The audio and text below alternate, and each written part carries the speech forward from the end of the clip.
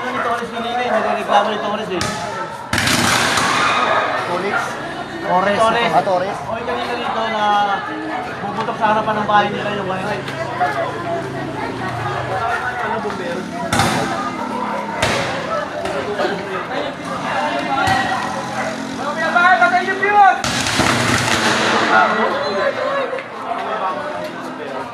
Gagapang yan.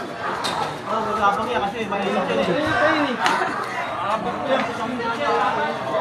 Patay yung abis lahat. Lahat ng mga ano.